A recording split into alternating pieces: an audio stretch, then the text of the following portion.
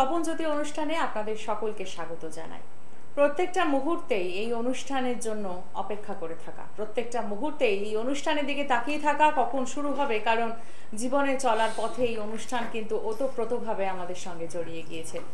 আর আজ একটি বিশেষ দিন এই কারণেই বললাম যে প্রত্যেকটা মুহূর্তে যখন আমরা বাইরে চারপাশটা দেখি সে সময় বসন্ত এসে গেছে সেটা একটা বোঝা যায়, কারণ বসন্তের হাওয়া এবং তার সাথে এই প্রেম দিবস এই সব একসাথে একাকার হয়ে কেমন যেন একটা অন্য মাত্রা নেয়। প্রেম কথাটা ভীষণ ছোট্ট, কিন্তু গভীরতাটা অনেক বেশি। আর সেই গভীরতার সমুদ্রে কেউ একবারও ডুব দেয়নি সেটা কিন্তু নয়। প্রেম প্রত্যেকের জীবনেই এসেছে, কখনো সেই প্রেম জানান দিয়েছে, কখনো প্রেম জানায়নি, কখনো বা নিজের মনের ভাব ব্যক্ত করা গেছে, কখনো বা মনের ভাবটা গোপনই রয়ে গিয়েছে। আবার বেশ কিছু সময় এই প্রেম মধুর পরিণতি পায় ছাদনা তলায় সানাইয়ের মাধ্যমে। আবার বেশ কিছু সময় এই প্রেম পরিণতি পায় মাটির তলায়, কবরের তলায় বা পাথরের বেদির তলায়। এরকমও তো ঘটছে। আসলে যখন প্রেমের এরকম বৈচিত্র্য আমরা দেখি যে একটা সময় আমাদের শিউরে উঠতে হয়, প্রেমের পরিণতি তাহলে আসলে কি? প্রেমের পরিণতি কি সব সময় মধুর হয় না? বা মধুর হলেও সেখানে কেন এই অশান্তি লেগে থাকে? তাও ছোটখাটো অশান্তিগুলোকে ওভারকাম করা যায়, কিন্তু যেখানে প্রাণটুকুই চলে যায়, যেখানে সংশয় থাকে, সন্দেহ থাকে, সেখানে প্রেম কি অন্য রূপে ধরা দেয়? কেন এরকম হচ্ছে? জন্মছক বা জ্যোতিষশাস্ত্র এর কি কোনো ব্যাখ্যা দিতে পারে? আদৌ প্রেমটা ভালো হবে কি না? এই প্রেম আপনার জীবনে কোনো বিপদ ডেকে আনছে না তো? সেটা কিন্তু একজন সঠিক অ্যাস্ট্রোলজার বলতে পারেন। আপনারা হয়তো অবাক হবেন যে আজকে ভ্যালেন্টাইন্স ডে এর অনুষ্ঠানেও সেই জ্যোতিষকেই মেলবন্ধন করালাম। কিচ্ছু করার নেই, কারণ আমাদের জীবনটা জ্যোতিষের আঙ্গিকে মোড়া। প্রত্যেকটা মুহূর্তে সেই 9টা গ্রহ তাদের মারপ্যাচ থেকে কিন্তু আমরা কখনোই বেরোতে পারি না। সেই 9টা গ্রহই আমাদের কি করে চালনা করবে। 27টা নক্ষত্রের মারপ্যাচে আমরা কখনো এগিয়ে যাই, কখনো পিছিয়ে যাই, কখনো বা প্রেম মধুর পরিণতি পায়, কখনো বা প্রেম এমনই করুণ পরিণতি পায় যে সেই খবর শুনলে আমরা শিউরে উঠি। আজকে আমরা সারাদিন এরকমই প্রেমের অনুষ্ঠানে থাকবো, ঠিক কথাই, কিন্তু তার মাঝে জ্যোতিষের আঙ্গিকে কি ব্যাখ্যা রয়েছে, আদৌ কি বলা সম্ভব, এই সবটাই জানবো। আর তপনজ্যোতি অনুষ্ঠান মানেই আপনারা জানেন এমন একজন দিকপাল ব্যক্তিত্ব আমাদের সাথে থাকেন অনুষ্ঠানে, যিনি প্রত্যেকটা মুহূর্তে প্রেডিকশন করেন, পিন পয়েন্ট প্রেডিকশন, এবং প্রত্যেকটা মুহূর্তে সমাধানের রাস্তা বলে দেন, যে সমাধানের রাস্তায় হাঁটলে আপনারা সফল হবেনই, সাফল্য আপনার জীবনে ধরা দেবেই দেবে। কারণ প্রত্যেকটা মুহূর্তে আপনারাই এইসব ফিডব্যাকগুলো কিন্তু আমাকে দিয়েছেন বিভিন্ন অনুষ্ঠানের মাধ্যমে, বিভিন্ন লাইভ অনুষ্ঠানের মাধ্যমে। তো সেক্ষেত্রে এই কথাগুলো বলার জোর পাই কিন্তু আপনাদের জন্যই।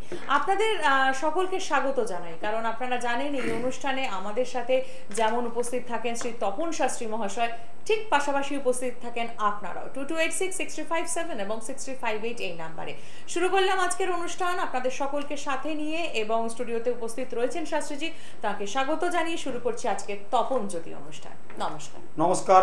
কালী কালী মহাকালী কালিকেই ব্যবহারিণী সর্বানন্দ রাখি দেবী মহাকালী নমস্তুতে।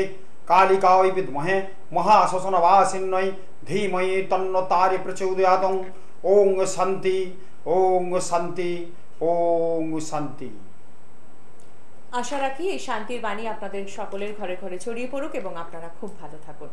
শাস্ত্রীজি, আজকে একটি বিশেষ দিন, এবং এই বিশেষ দিনটা যেটা নিয়ে একটু আগে আমরা আলোচনা করছিলাম, যে আমরা এক অর্থে মনে রাখি এটাকে প্রেমের দিন, কারণ ভ্যালেন্টাইন্স ডে, কিন্তু আরও একটা গভীর অর্থ রয়েছে যে আজকের দিনে কিন্তু আমরা হারিয়েছি আমাদের শহীদ নেতাদের। যদিও তাদের স্মরণ কিন্তু আমরা কেউ করি না, যদিও সোশ্যাল নেটওয়ার্কগুলো তো দেখি যে দুতরফেরই বেদনা থাকে, জানানোর ব্যাপারটা থাকে।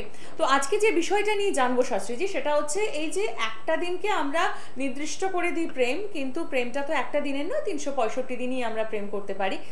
প্রশ্নটা হচ্ছে কোন প্রেমের পরিণতি মধুর আর কোন প্রেমের পরিণতি করুণ এবং প্রাণটুকু পর্যন্ত চলে যেতে পারে, সেটা একটা জন্মছক কি করে বলতে পারে? প্রথম কথা বলবো যে প্রত্যেকেই কিন্তু আমরা প্রেমিক, প্রত্যেকের মনে কিছু না কিছু প্রেমের সঞ্চার কিন্তু থাকে। এই ভ্যালেন্টাইন ডে যে নিয়ে বলবো, ভ্যালেন্টাইন ডে মানে সবচেয়ে ছেলে মেয়ের মধ্যে একটা, যুবক যুবতীর মধ্যে যে একটা প্রেম, সেটা কিন্তু বড় কথা না, সবার মধ্যে একটা প্রেম আছে। কেউ তার মাকে ভীষণ ভালোবাসে, একদম। কেউ তার ছোট বোনকে ভীষণ ভালোবাসে, কেউ তার ভালো বন্ধু আছে তাকে ভালোবাসে। এটা হতেই পারে, প্রেম প্রত্যেকের মনে কিন্তু আছে। যে প্রেমটা নিয়ে তুমি প্রশ্ন করছো যে আমাদের মনে প্রেমের যে জায়গাটা, যারা প্রেম করে তাদের ক্ষেত্রে বলবো চন্দ্রের একটা বিরাট ভূমিকা আছে। চন্দ্র হচ্ছে কলা, প্রেমটাও কিন্তু একটা কলা। কলাবিদ্যা যদি কারো জানা না থাকে তাহলে তার প্রেম হবে না, কিন্তু তার মধ্যে একটা প্রেমিক সুলভ যে ভাবটা আনে সেটা হচ্ছে কিন্তু চন্দ্র।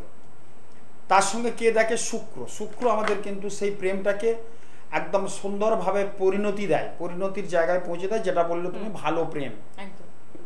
তো সেই যে ছাদনাতলা পর্যন্ত নিয়ে যায়। শুক্র চন্দ্র যদি কারোর সপ্তম ঘরে থাকে তাহলে সেই প্রেমটা কিন্তু 10 বছর 20 বছর ধরে একটা লিঙ্গার থাকবে, এবং তার সাথে কিন্তু প্রেমটা সেই ছাদনাতলায় যাবে, এবং ছাদনাতলার পরের যে অবস্থাটা সেটাও কিন্তু খুব ভালো হবে। আমরা কিন্তু অনেক প্রেমকে ছাদনাতলা পর্যন্ত নিয়ে যাই, তারপরে কিন্তু 2-4 মাস 6 মাস বাদে কিন্তু সেই জায়গাটা গোলমাল হয়, বা অনেক প্রেমই কিন্তু ওই 20তেই নষ্ট বলে যেটাকে আর কি, ঠিক আছে, সেটা কিন্তু হয়। সেই ক্ষেত্রে বলবো যদি শুক্র মঙ্গল কারোর এক ঘরে থাকে, সেটা যদি সপ্তম ঘর হয়, তাহলে সেই প্রেমিক যুগল অনেক দিন ধরে অনেকভাবে কিন্তু সে বাস করতে পারবে, এবং প্রেমটা তার দীর্ঘস্থায়ী হবে এবং সারা জীবন সুন্দরভাবে থাকবে। তাহলে প্রেমের দুটো কি ব্যাখ্যা দেবে? একটা শুক্র চন্দ্রকে থাকতে হবে, এবং শুক্র চন্দ্র যদি কারোর কর্কটের ঘরে থাকে, শুক্র চন্দ্র ঘরে সে যে ঘরটা যাই হোক না, যদি সপ্তম ঘরে থাকে, সেই ঘরে কিন্তু একটা প্রেমিকের জায়গা কিন্তু থাকবে, এবং সেই প্রেমটা কিন্তু ভালো হবে। কিন্তু আমরা অনেক ক্ষেত্রে প্রেম করছি কিন্তু প্রেমটা কেটে যাচ্ছে। যদি শুক্র এবং রবি কারোর চতুর্থে এবং সেখানে সপ্তম ঘরে থাকে, চতুর্থ ঘরে যদি শুক্র রবি থাকে, চতুর্থ ঘরে যদি শুক্র রবির অবস্থান থাকে, এবং সপ্তম ঘরে যদি শুক্র রবির অবস্থান থাকে, সেই প্রেম কিন্তু বিফলে পরিণত হবে, ছাদনাতলা পর্যন্ত যাবে। তারপর কিন্তু 2 মাস 4 মাস 6 মাস পরে কিন্তু সেই প্রেমটা নষ্ট হয়ে স্বামী স্ত্রীর মধ্যে কিন্তু প্রচণ্ড অশান্তি, একটা ডিভোর্স হতে পারে এবং মৃত্যু পর্যন্ত ঘটতে পারে। তার সঙ্গে একটা মঙ্গলের ভূমিকা দেখতে হবে। প্রেমগুলো আমরা করছি ঠিকই, যারা আজকে অনুষ্ঠানটা দেখছেন তাদের উদ্দেশ্যে বলবো, আমরা কিন্তু খুব সব কিছু সম্বন্ধে সচেতন, প্রত্যেকটা জিনিস সম্বন্ধে সচেতন। আর আজকে সেই রোমিও জুলিয়েটের যুগ নেই, সেলিম আনারকলির যুগ নেই, রানী চণ্ডীদাসের যুগ নেই। এখন যুগটা কিন্তু অনেক রকম হচ্ছে। আমরা কিন্তু ভেবে চিনতে প্রেম করি। প্রত্যেকের উদ্দেশ্যে বলবো, যখন প্রেম করা হবে, আমরা অনেক বাবা মাকে কাঁদতে দেখেছি। বাবা আমার কাছে আসে না চেম্বারে, বলে বাবা এই অবস্থা, আমার ছেলেটা একটি প্রেম করেছে এবং সেই প্রেমটা কোনো কারণে নষ্ট হয়ে গেছে, তো ছেলেটি আর পড়াশোনা করছে না। তো তার বাবা মা কিন্তু আমাকে টাকা পয়সা দিয়ে, ক্লাস 12-এ পড়ছে, তার বাবা মা আমাকে টাকা পয়সা দিয়ে সেই প্রেমটা যাতে ঠিক মতো চলে তার ব্যবস্থা করেছে, বেশ কিছু টাকা দিয়ে প্রেমটা যাতে জানা, যেটা আমাদের বশীকরণ আছে, আমরা কিছু কাজ করে থাকি। তো সেই ক্ষেত্রে কিন্তু তার বাবা মা টাকা পয়সা দিয়ে প্রেমটা যাতে সার্থক রূপ পায়, সেই জন্য কিন্তু আমার কাছে এসে ব্যবস্থাপত্র নিয়েছে। মালদার একটি ফ্যামিলির কথা আমি বলছি, গড়িয়ার চেম্বারে এসেছিল কিছুদিন আগে। আমি তো অবাক হয়ে যাচ্ছি, 12-এ পড়ছে, তার বাবা মা টাকা পয়সা দিচ্ছে যাতে প্রেমটা হয়। কারণ এমন মধ্যে প্রেমটা ছিল তাদের মধ্যে, বেশ কিছুদিনের জন্য না, অল্প কিছুদিনের 6 মাসের মতো প্রেমটা, কিন্তু কোনো কারণে প্রেমটা মেয়েটি একটু মেকে বসেছে, যার ফলে কিন্তু ছেলেটি আর কোনো পড়াশোনা করছে না, বাড়িতে ভাঙচুর করছে, বিভিন্ন রকমভাবে আমি দেখলাম। ছকে দেখলাম তার শুক্র এবং রাহু বসে আছে সপ্তম ঘরে। এই প্রেম সহজে টেকা নাই। বললাম দেখুন আমি হয়তো করে দিতে পারি, আমার একটা হাত যশ আছে, কিছু তন্ত্র সাধনা করি, কিছু জ্যোতিষের কাজটা জানি, যার যোগ্য পুজো পাঠ করে একটা করে দেবো, কিন্তু এটা দীর্ঘস্থায়ী হবে না, আপনি কিন্তু অযথা কতগুলো টাকা খরচা করছেন। বলে শাস্ত্রীজি কিছুতেই বাঁচতে পারছি না, 6 মাস কি পারবেন আপনি? আমি 6 মাস কেন, 1 বছর দেবো, কিন্তু এই প্রেমটা কিছুতেই তার বিবাহে পরিণত হবে না। 6 থেকে 8 মাস কি 1 বছর বাদে কিন্তু নষ্ট হয়ে যাবে। কারণ আমাকে যদি 2-4-10 লাখ টাকাও দেওয়া যায়, আমি কিন্তু এই প্রেমটা একদম সফলতার দিকে দিতে পারবো না। কারণ শুক্র রাহু সপ্তমে বসে আছে। শুক্র প্রেম প্রীতি শুভেচ্ছা ভালোবাসা সেক্সুয়াল কারক গ্রহ, রাহু একটা নপুংসক হিজড়ে গ্রহ, রাহুর সঙ্গে শুক্র বসে আছে, সেই প্রেমটা সার্থক রূপ নেবে না। শুক্র রাহু যদি কারো সপ্তমে থাকে, শুক্র রাহু যদি কারো চতুর্থে থাকে, শুক্র রাহু যদি কারো দ্বিতীয় থাকে, তার প্রেম কিন্তু টিকবে না, এবং সেই প্রেমে কিন্তু অনেক ধন সম্পত্তি নষ্ট হবে। সেই চতুর্থ যদি কারোর শুক্র রাহু থাকে, সেই প্রেমে কিন্তু অনেক আত্মীয় রিলেশন কেটে যাবে, মানে সম্পর্ক দূষণ হবে। পিতামাতার সাথে তো হবে, আরও কাকা জেঠা মামা কাকা এদের মধ্যেও কিন্তু হবে। সেই জায়গাটা কিন্তু খেয়াল রাখতে হবে। আবার শুক্র রাহু যদি সপ্তমে থাকে, সেই প্রেমটা যাবে, ছাদনাতলা যাবে, বিয়েও হবে, তারপরে কিন্তু একটা অশান্তির দাবানল হয়ে বিভিন্ন দিক থেকে কেটে যাবে। এই জায়গাগুলো কিন্তু দেখতে হবে। তার সাথে চন্দ্রের যদি ভূমিকা একটা থাকে এর সঙ্গে ভালো, মানে কর্কট রাশিতে যদি চন্দ্র থাকে, যাদের কর্কট রাশি চন্দ্র থাকবে, বা চন্দ্র যদি ভালো অবস্থানে থাকে, বৃহস্পতির ঘরে থাকে, বা বৃহস্পতি চন্দ্র যদি কারোর এক ঘরে থাকে, সেই প্রেমটা কলা দিয়ে অনেক ঝুট ঝামেলা অশান্তি হবে। অনেক ফ্যামিলি আপনারা দেখবেন, আমি যেটা বলতে যাচ্ছি, স্বামী স্ত্রীর মধ্যে অশান্তি করে কিন্তু কাটিয়ে দিল সারা জীবন, কিন্তু অশান্তি হয়েছে, কিন্তু ছিল। সেখানে কিন্তু দেখতে হবে বৃহস্পতি চন্দ্র খুব ভালো জায়গায় আছে, বা সপ্তম ঘরে অবস্থান করেছে, বা বৃহস্পতি চন্দ্র ধনুর ঘরে আছে, বা বৃহস্পতি চন্দ্র আছে মিনের ঘরে, বা বৃহস্পতি চন্দ্র আছে রবির ঘরে, মানে সিংহের ঘরে যদি থাকে, তাহলে কিন্তু সেই রূপটা কিন্তু, সেই প্রেমটা কিন্তু অশান্তি হলেও কিন্তু বৃহস্পতি চন্দ্র গুরু চন্দ্র যদি এক ঘরে থাকে, সেটাকে আমরা জীবযোগ বা রাজযোগ বলি। এমন কতগুলো রাজযোগ সৃষ্টি করবে যে প্রেমটা ভাঙবে না, কেটে যাবে। শুক্রাও যদি থাকে সপ্তম ঘরে, এগুলো কতগুলো আমরা কিন্তু পাই। কিশোর কুমার যদি ছক দেখি, আমি দেখেছি কিশোর কুমার অনেকগুলো প্রেম করেছেন এবং অনেকগুলিকে বিয়ে করেছিলেন। তার বৃহস্পতি চন্দ্র রাজযোগ ছিল, সেই প্রেমগুলো কিছু কেটেছে কিন্তু ছিল, এবং তার কিন্তু একটা নামডাক হয়েই সে বেরিয়ে চলে গেছে। যে প্রেমের জন্য অশান্তি হচ্ছে, অশান্তিটা আমরা কিন্তু পাইনি, কারণ এরকম একটা বিরাট মহান একটা ব্যক্তিত্ব উনি ছিলেন। তো সেই জায়গায় বলো সেরকম টাইপের কিছু ব্যাপার আছে। তো চন্দ্রকে অবশ্যই ভালো থাকতে হবে, তার সঙ্গে শুক্র মঙ্গলকে অবশ্যই ভালো থাকতে হবে, এবং যে ঘরগুলো ওই ঘরে যদি থাকে, তাহলে প্রেমের পরিণতটা ভালো হবে।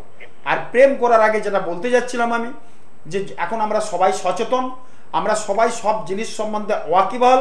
প্রত্যেককে বলবো, যদি কারোর মনের কোনো ছেলেকে একটা কোনো জাতকের উদ্দেশ্যে বলছি, বা যারা অনুষ্ঠানটা শুনছেন কোনো জাতিকার উদ্দেশ্যে আমি বলছি, যদি অল্প দিনের মধ্যে, হয়তো 10 দিন 12 দিনের মধ্যে একটা প্রেম জেগে উঠেছে তার মনে, বা কোনো একটা ছেলেকে ভালো লেগেছে, বা ছেলেটির কোনো মেয়েকে ভালো লেগেছে, তাহলে কিন্তু সরাসরি কোনো ভালো জ্যোতিষের কাছে গিয়ে বিচার করে নেবেন মাঙ্গলিক দোষ আছে কিনা। এই মাঙ্গলিক দোষ কিন্তু প্রেমের পরিণতি অনেক দূরে চলে যাওয়ার পর আমাদের কাছে আসে, শাস্তিজি হবে তো? আমি হ্যাঁ, বলছে 5 বছরের প্রেম আমাদের বিয়ে করতেই হবে। দেখছি ভয়ঙ্কর একটা মাঙ্গলিক মেয়েটার ছকে আছে। মাঙ্গলিক দোষ মানে যদি মেয়ের ছকে থাকে তাহলে স্বামী মারা যাবে, স্বামীর ছকে থাকলে স্ত্রী মারা যাবে, এবং যদি নাও মারা যায় তাহলে কিন্তু ডিভোর্স হবেই। তার প্রত্যেকের উদ্দেশ্যে বলছি, আমরা যখন প্রেম করে থাকি আবেগে করে থাকি, তারপরে কিন্তু আমাদের কোনো খেয়াল থাকে না। সেই জায়গাটা কিন্তু খেয়াল রাখতে হবে, যে যদি আমরা একটু বিচার বিশ্লেষণ করে ওই মাঙ্গলিক আছে কিনা দেখে যদি প্রেমের শেষ পরিণতি পৌঁছাতে পারি, মানে প্রেমের গভীরে যাওয়ার আগে আমি বলবো একটু বিচার বিশ্লেষণ করে যদি করা যায় তাহলে কিন্তু ভালো।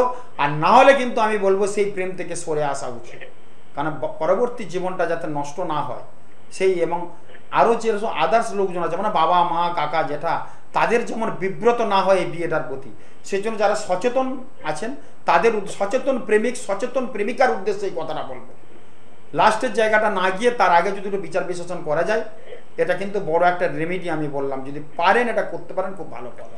একদমই ঠিক কথায় অসাধারণ একটা আমরা ব্যাখ্যা পেলাম, এবং আজকের দিনে দাঁড়িয়ে এটা ভীষণ একটা উপযোগী আলোচনা, কারণ প্রত্যেকটা মুহূর্তেই কিন্তু আপনারা সমস্যায় রয়েছেন, এবং সেটা প্রেম বিষয় তো রয়েছেই, দাম্পত্য জীবনেও রয়েছে, তাই একটা রুটিন ফলো আপ, কাউন্সেলিং এগুলোর কিন্তু দরকার রয়েছে। নমস্কার, একজন বন্ধু আমাদের সাথে অনেকক্ষণ ধরে রয়েছেন, কে রয়েছেন সঙ্গে? নমস্কার। হ্যাঁ নমস্কার। যাদবপুর থেকে আমি তন্ময় ভট্টাচার্য বলছি। জয় মা তারা। জয় মা। প্রণাম। আমার এই অনুষ্ঠানটা খুব ভালো লাগে, এবং আমার এক বন্ধু শাস্ত্রীজির কাছে গিয়ে অনেক উপকার পেয়েছে। আমি নিজের সম্পর্কে জানবো। আচ্ছা, ডেট অফ বার্থ বলুন। আপনার ডেট অফ বার্থ? আমার ডেট অফ বার্থ হচ্ছে 3/4/1990। 3/4/1990, তাই তো? আচ্ছা, জন্ম সময়, টাইম? সময় হচ্ছে বিকেল 4:38 কলকাতা। আচ্ছা, রাশি লগ্ন জানেন? কর্কট রাশি, কন্যা লগ্ন, মঙ্গলবার জন্মবার। সঙ্গে থাকুন।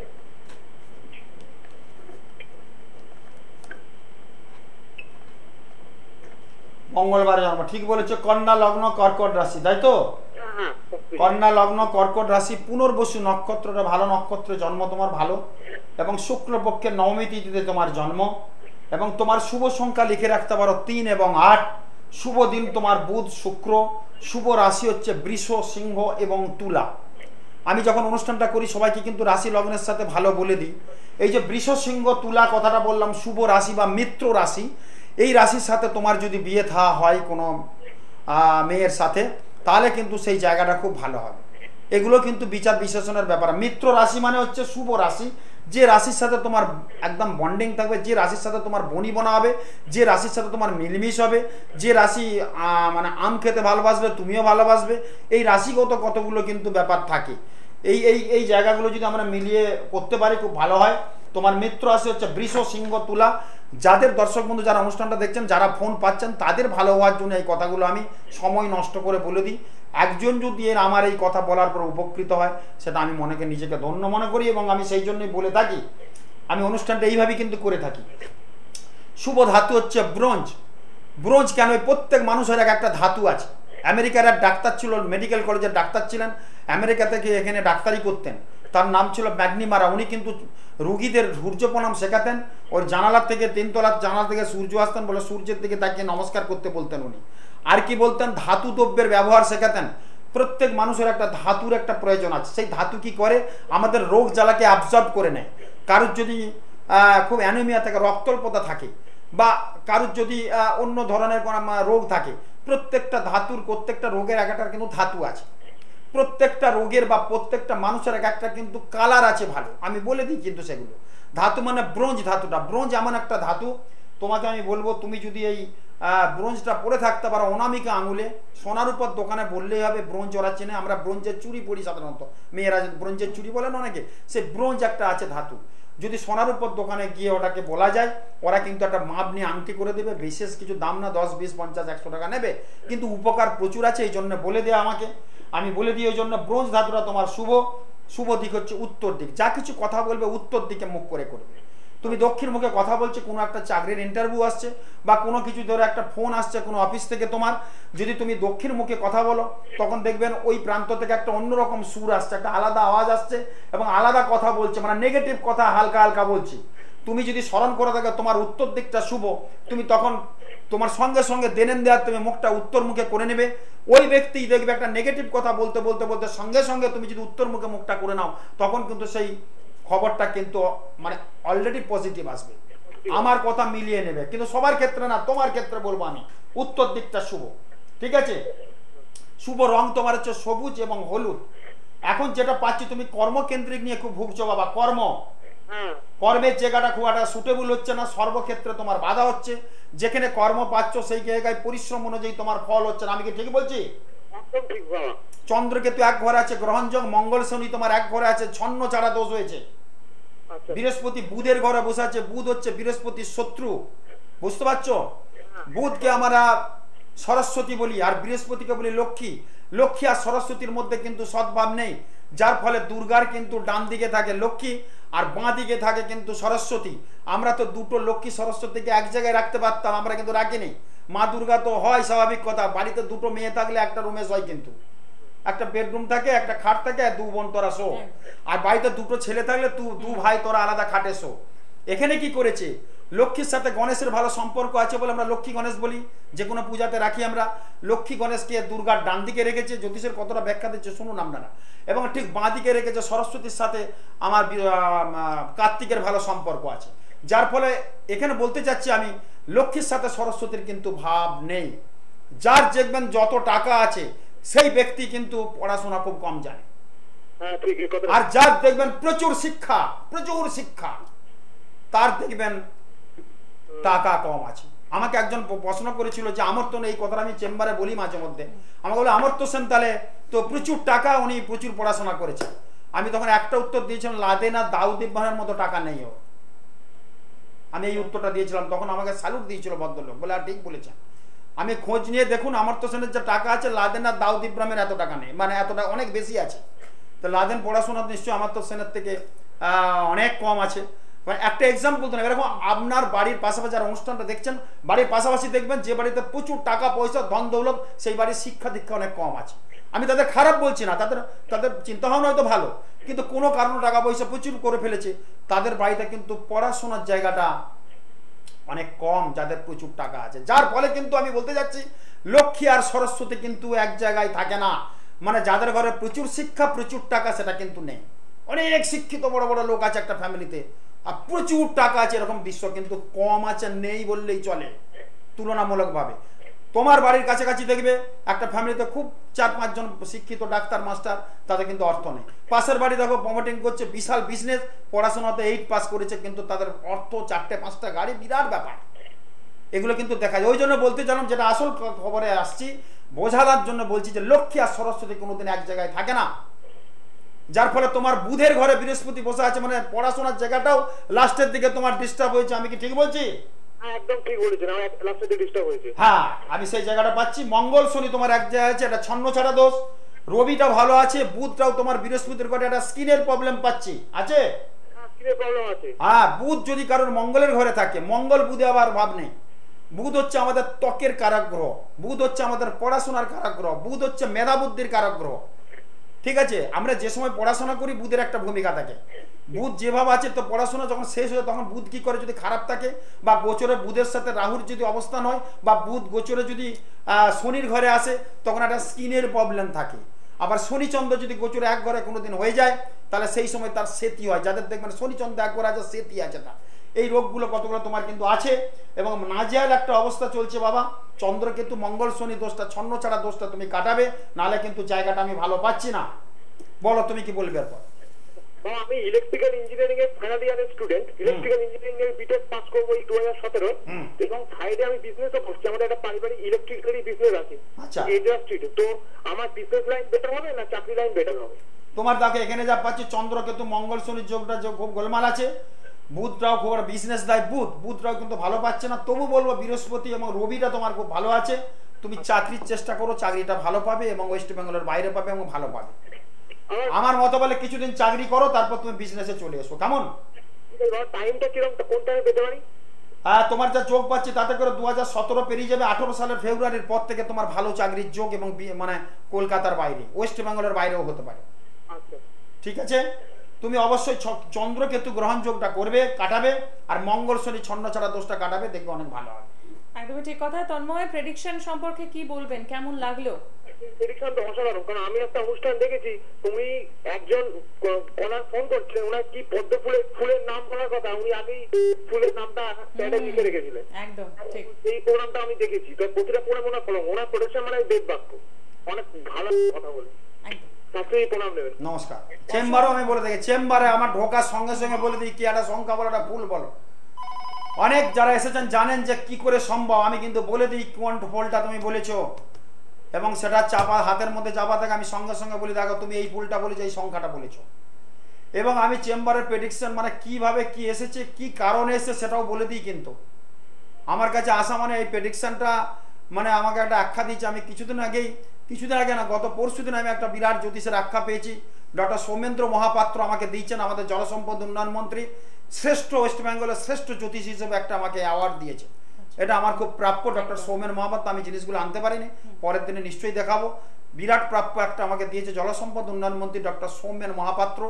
জ্যোতিষের উপর আমার কাজকর্ম, এবং জ্যোতিষের উপরে ভালো কিছু কাজ করা, এবং প্রেডিকশনটা নাকি আমার খুব ভালো এরকম খবর আছে। সেই খবরের জন্য আমাকে একটা শ্রেষ্ঠ জ্যোতিষ হিসেবে 2017 শ্রেষ্ঠ জ্যোতিষ হিসেবে 2016 আমাকে একটা অ্যাওয়ার্ড দিয়েছেন। একদম সুন্দর অ্যাওয়ার্ড, খুব ভালো। আমি খুশি যে আমাকে এরকম মনে রাখার জন্য বা এরকম একটা অনুষ্ঠানে ডেকে আমাকে দেওয়া হয়েছে। একদমই ঠিক কথা। আসলে আমরা যে জায়গাটা হয়তো অনেকেই ভুলে যান, যে একজন অ্যাস্ট্রোলজার কিন্তু সমাজেরই বন্ধু। তিনি সমাজকে কতখানি কি দান করছেন, সমাজকে কিভাবে গাইড করছেন, সেটা কিন্তু মাথায় রাখতে হবে। আপনারা হয়তো ভাবেন এই অ্যাওয়ার্ডগুলো কিসের নিরিখে দেওয়া হয়, কেনই বা দেওয়া হয়। তার জন্য কিন্তু এই কথাটা তুললাম যে সমাজ কতটা উপকৃত হচ্ছেন এই মানুষজনদের নিয়ে, সেটা কিন্তু একটা বিচার্য বিষয়। আর যে কথাটা তন্ময় আমাদের বললেন যে হ্যাঁ একদম ঠিক, শাস্ত্রীজির প্রেডিকশন নির্ভুল প্রেডিকশন, এবং সেটাই অনলাইন অনুষ্ঠানে এত অল্প সময়ের মধ্যে কি করে এই ম্যাজিকটা হয় সেটা আমরা জানি না, কিন্তু তার জন্য একটা কারণ তো ডেফিনেটলি আছে, সেটা হচ্ছে সাধনা। দীর্ঘ বছরের সাধনা, নিষ্ঠা এবং একাগ্রতা, এই সব কিছুর মেলবন্ধন হচ্ছে এই প্রেডিকশন, এবং সবচেয়ে বড় কথা হচ্ছে সমাধানের রাস্তা। তাই তো আপনারা যখন পৌঁছে যান সেখান থেকেই কিন্তু ভালো থাকার প্রতিশ্রুতিটুকু নিয়ে আসেন। দেখেনি কে রয়েছেন সঙ্গে। নমস্কার, নমস্কার, কে রয়েছেন? হ্যালো দিদি, নমস্কার। হ্যাঁ, কে বলছেন? আমি কলকাতা থেকে বলছি, কাকুরগাছি থেকে বলছি। তো মেয়ের বিষয়ে জানতে। মেয়ের নামটা বলুন। হ্যালো হ্যালো স্যার, নমস্কার। নমস্কার মা, নমস্কার, বলো মা। হ্যাঁ, মেয়ের নাম বলুন। মেয়ের নাম হচ্ছে স্বপ্না রানা। আচ্ছা, date of birth? Date of birth 1/2/1992। আচ্ছা, 92। হ্যাঁ। সময়টা বলুন, টাইম? টাইম বিকেল 5টার সময়। আচ্ছা, প্লেস কোথায় আছে? এই কলকাতার মধ্যে। কলকাতা। আচ্ছা, আপনি মেয়ের রাশি লগ্ন কিছু জানেন দিদি? হ্যাঁ জানি। বলুন। ধনু রাশি, কর্কট লগ্ন। হ্যাঁ, শনিবারে জন্ম তো, শনিবার। হ্যাঁ হ্যাঁ হ্যাঁ, ধনু রাশি এবং কর্কট লগ্ন, ঠিক বলেছো মা। ধনু রাশি, কর্কট লগ্ন, পূর্ব আষাঢ় নক্ষত্র, ঠিক আছে। নরগণ, কৃষ্ণ পক্ষের ত্রয়োদশী তিথিতে জন্ম এবং ক্ষত্রিয় বর্ণের জাতিকা। শুভ সংখ্যা লিখে রাখতে পারো 1 এবং 8। শুভ দিন হচ্ছে মঙ্গল, সোম এবং বৃহস্পতি, এবং শুভ ধাতু হচ্ছে রূপ। শুভ রাশি হচ্ছে মিথুন, সিংহ এবং কন্যা। শুভ দিক হচ্ছে উত্তর এবং পশ্চিম। শুভ রং হচ্ছে গোলাপি এবং হলুদ, ঠিক আছে মা।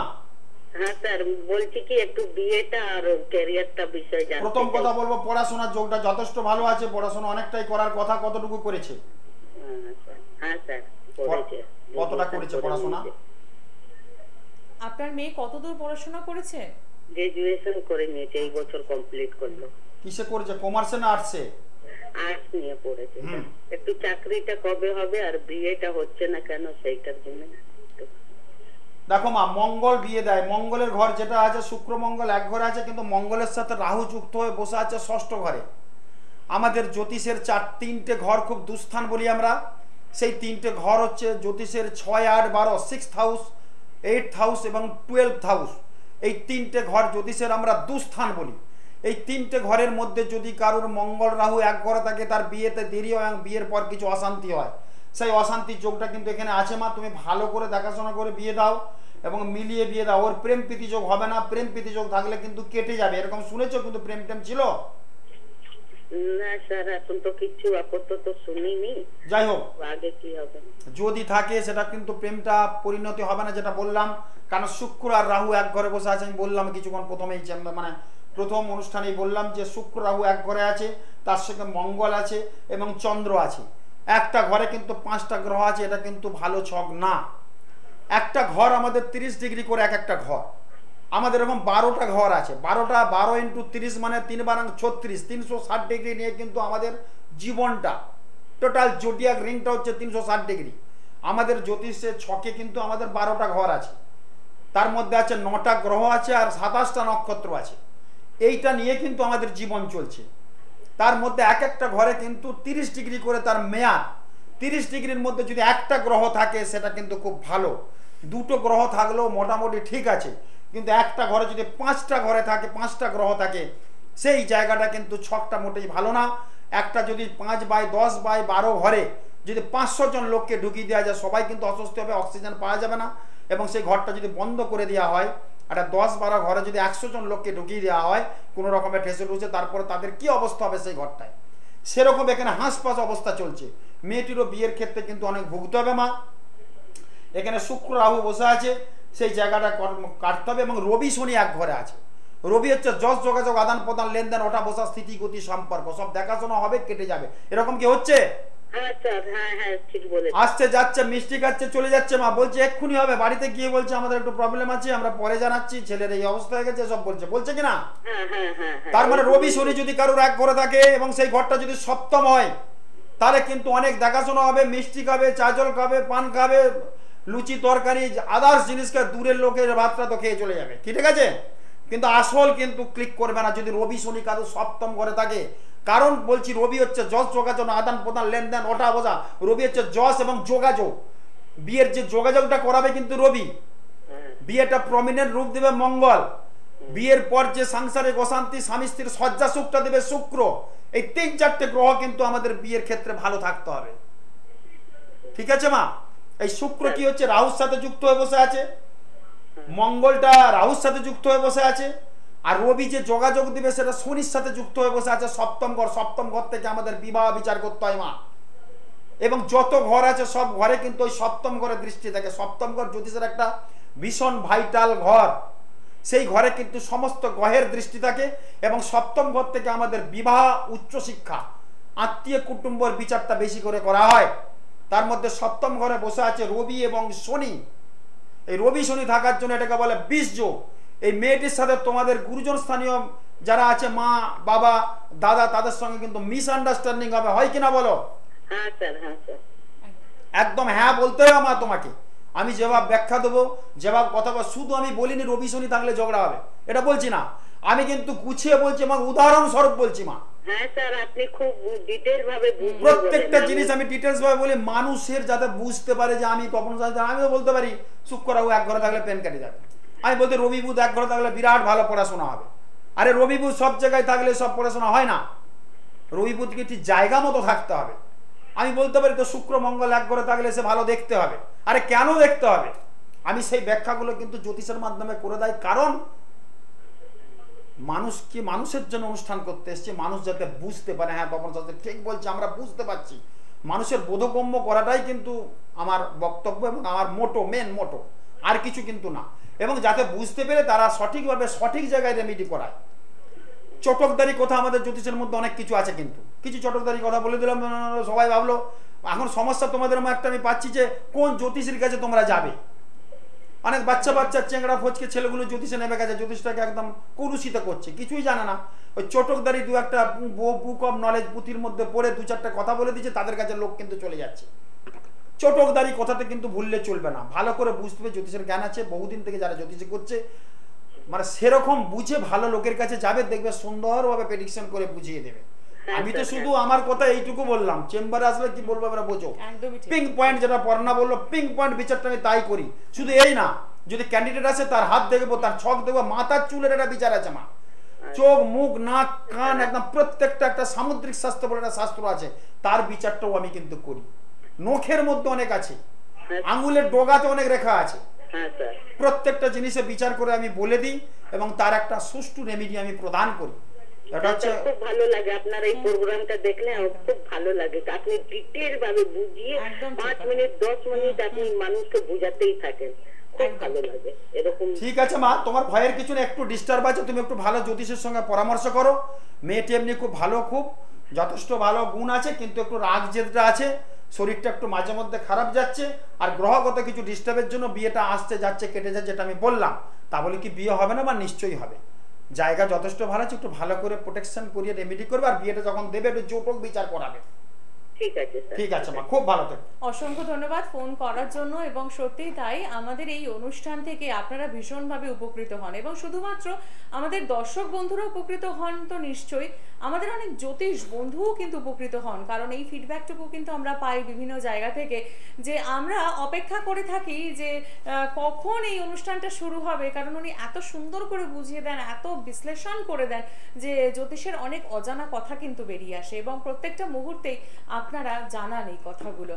আসলে কথায় বলে যে শিক্ষার কোনো শেষ নেই, আর সেই জায়গায় দাঁড়িয়ে কিন্তু মানে আজকে 2017 শাস্ত্রীজি কিন্তু এখনো পড়াশোনাটা করেন, এবং যেটা এক এক সময় আমার মনে হয় যে আপনি তো সবটাই জানেন, তাহলেও এই যে এখনো ধারাবাহিকভাবে পড়াশোনাটা চালিয়ে যাওয়া, রিসার্চ করা কোনো একটা বিষয় নিয়ে, এবং যেটা আপনি মনে করেন যে করবেন সেটা আপনি করেই ছাড়েন, তো এই জায়গাটা দাঁড়িয়ে আপনার ডেডিকেশন কিন্তু স্যালুট করার মতো। With the progress of civilisation life is becoming complex, একটা কথা আছে, মানে আমাদের সভ্যতার অগ্রগতির সঙ্গে সঙ্গে আমাদের কিন্তু জীবনযাত্রা জটিল হয়ে যাচ্ছে।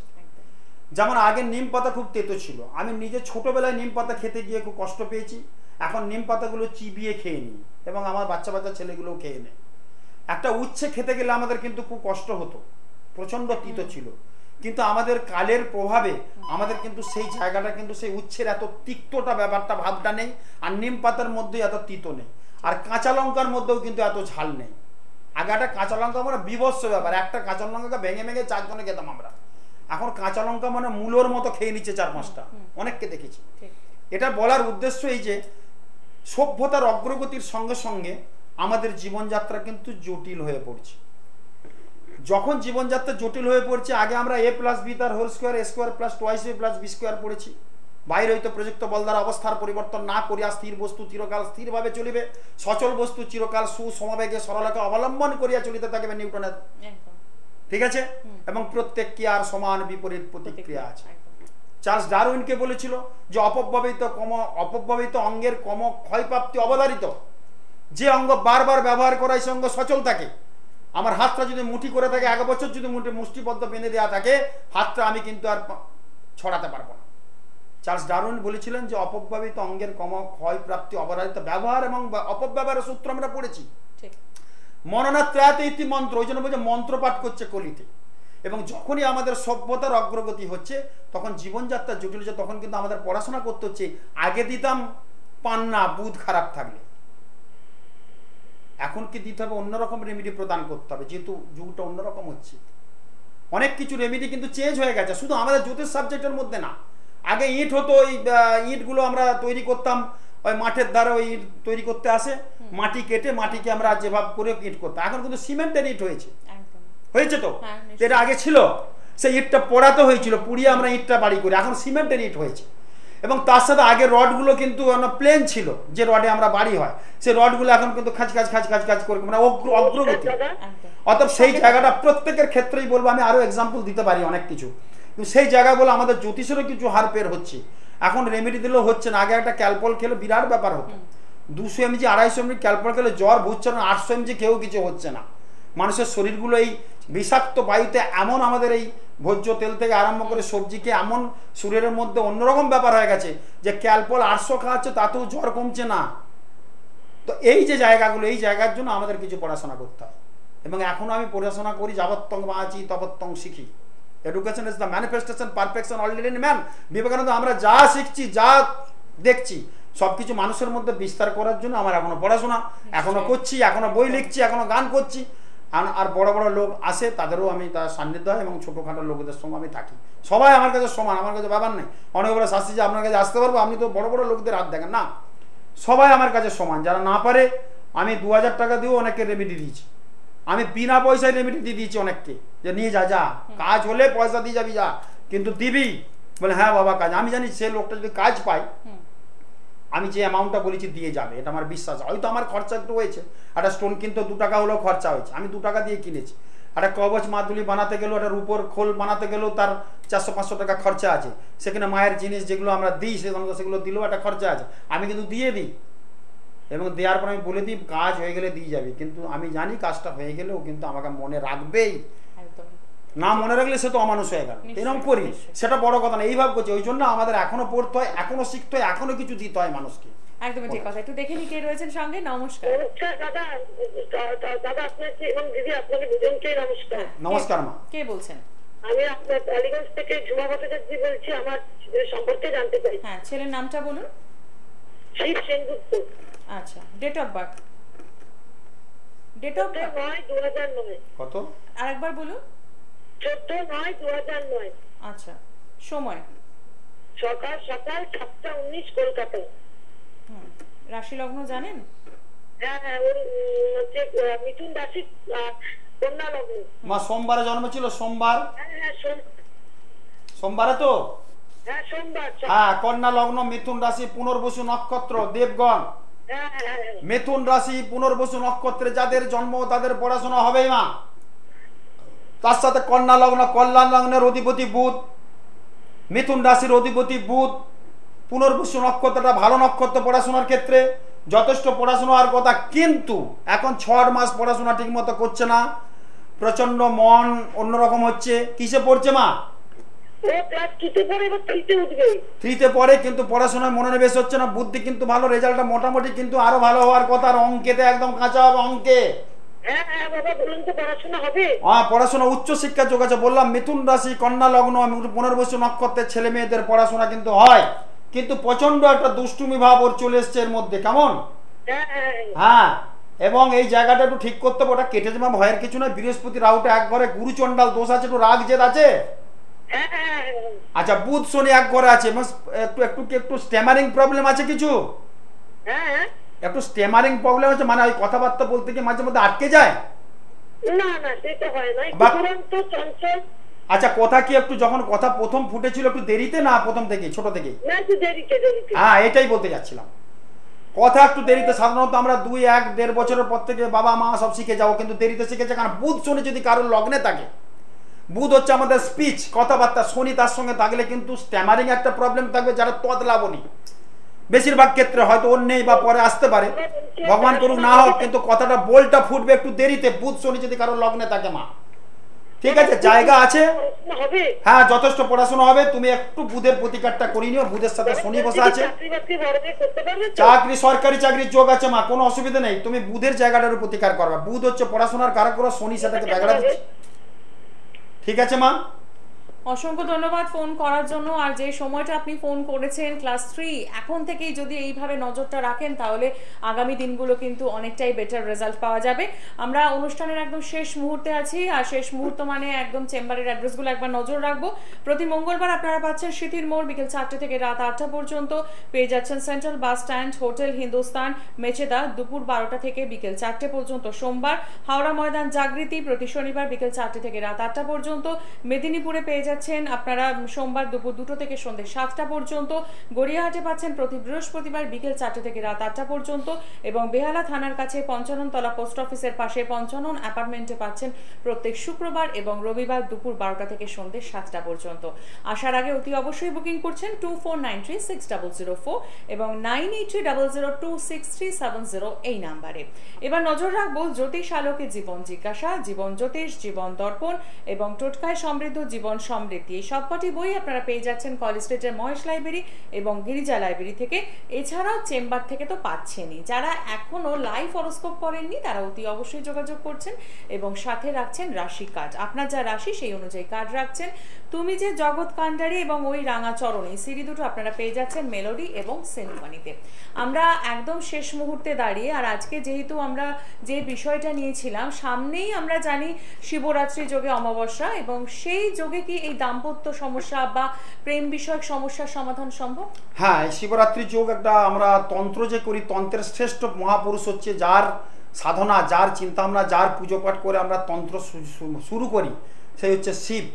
এই শিবরাত্রি যুগে আমি চলে যাচ্ছি তারাপীঠে, 24 তারিখে যাচ্ছি, শিবরাত্রি পুজো ওই দিন আছে আমার, তারপর দিনে অমাবস্যার পুজো, এবং এই শিবরাত্রি যুক্ত কালী পুজোতে আমি একটা বিশেষভাবে মানুষের জন্য করছি, একটা মহামৃত্যুঞ্জয় যন্ত্রম দিচ্ছে, তার সাথে রুদ্রাক্ষ একমুখী দেওয়া হচ্ছে। আপনারা জানেন আমি বিদেশে যাই, মালয়েশিয়ায় কিছু এর আগে আমি নিয়ে এসেছিলাম, আবার গিয়েছিলাম, আমি নিয়ে এসেছি কিছু রুদ্রাক্ষ একমুখী নিয়ে এসেছি। এই শিবরাত্রি যোগে পুজো পাঠ করে মার্চের প্রথম উইক থেকে আমি দেবো, যাদের এই রুদ্রাক্ষ প্রয়োজন, একমুখী রুদ্রাক্ষ একদম সার্টিফিকেট সহ আমি রুদ্রাক্ষগুলো নিয়ে এসেছি। কতিপয় 27খানা পিস আছে মাত্র, তার মধ্যে মোটামুটি 7টা হয়ে গেছে, 20 পিস এখনো বাকি আছে। আজকে ডিক্লারেশন দিলাম, মানে যাদের দরকার তারা কিন্তু একমুখী রুদ্রাক্ষ এই শিবরাত্রি যুক্ত যোগে আমি পুজো পাঠ করে এগুলো সেই নাম গোত্র সংকল্প করে আমি অবশ্যই এটা করে নিয়ে আসবো। মার্চের প্রথম উইক থেকে আমি সবাইকে দেবো, যারা করাতে চান তাদের অবশ্যই নাম গোত্র এবং চেম্বারে এসে নাম লিখিয়ে যাবেন। প্রয়োজন পড়লে একটা ফটোও নিয়ে আসবেন, ফটো ধরে একটা কাজ করে দেবো, পুজো পাঠ যজ্ঞ করবো। আর মহামৃত্যুঞ্জয়ী যন্ত্রম করবো, যাদের রোগ বা জ্বালা, হৃষ্ট ফাড়া, অ্যাক্সিডেন্ট, দুর্ঘটনা হচ্ছে তাদের ক্ষেত্রে কিন্তু একটা মহামৃত্যুঞ্জয়ী যন্ত্রম তাবিজ আমি বানাচ্ছি, যাদের মনে খুব স্বল্প মূল্যে করা হবে। এবং রুদ্রাক্ষ কিন্তু দুষ্প্রাপ্য এটা, এবং অনেক দামি জিনিস কিন্তু আমি খুব অল্প দিনের মধ্যে দিয়ে দিচ্ছি। ওগুলো রক্ষণাবেক্ষণ বেশি রাখলে প্রবলেম, রক্ষণাবেক্ষণ রাখার জন্য প্রবলেম, যারা চান তাদের ক্ষেত্রে আমি অবশ্যই খুব যত্ন করে বানিয়ে দেবেন, অসাধারণ একটা ভালো ফল হবে। এবং শিবরাত্রি যোগে যাদের দোকানদানি আছে, শিবরাত্রির দিনে যাদের দোকানদানি আছে, দোকান ভালো চলছে না বা ভালো চলছে, তারা অবশ্যই কিন্তু দোকানের কোনো একটা আইটেম, যার যেটা দোকানে একটা ছোট আইটেম, দোকানের সামনে 1 হাত গর্ত করে সেই জিনিসটা যদি পুঁতে দেওয়া যায়, তাহলে কিন্তু তার দোকান জীবনে গোলমাল হবে না, সেই দোকান কিন্তু চলবে। যার যেটা দোকান আছে সেই দোকানের সামনে দোকানের কোনো আইটেম, কারণ শিবরাত্রির শিব কিন্তু আমরা পাতাল ভৈরব বলি, দোকানের কোনো আইটেম শিবকে কিন্তু নিবেদন করা হলো ওই 1 হাত গর্ত করে নিচে শিবের উদ্দেশ্যে, সেই দোকান কিন্তু খুব ভালো চলবে। আর শিবরাত্রির দিন সকাল 9:44-এর মধ্যে যদি গঙ্গার জোয়ার কিন্তু চলবে, আমি পঞ্জিকা থেকেই বলছি। শিবরাত্রির পরের দিন আমরা অমাবস্যার দিনে, শিবরাত্রির পরের দিনে অমাবস্যার দিনে 9:44-এর যদি 9:44 থেকে 10:44-এর মধ্যে যদি গঙ্গা থেকে জল নিয়ে আসতে পারেন, ওই সময় কিন্তু জোয়ার চলবে। 9:44-এর পর থেকে জোয়ার শুরু হবে 25 তারিখ। ওই গঙ্গার ঘাটে একটু জোয়ারের জল নিয়ে আসবেন, জলটা রেখে দিবেন। যাদের দোকানদানি আছে তারা কিন্তু সকাল সন্ধ্যে জলটা একটু ছেটাবেন। যাদের বাস্তু দোষ আছে, বাস্তুর মধ্যে সকাল সন্ধ্যে বাড়ির চৌকাটে মানে দরজার নিচে অবশ্যই দেবেন। অসাধারণ একটা ভালো ফল পাবেন, করুন, খুব ভালো ফল পাবেন। একদমই ঠিক কথাই। আজকে কিন্তু অনুষ্ঠান এখানে শেষ করছি। সকলে ভালো থাকুন, নমস্কার।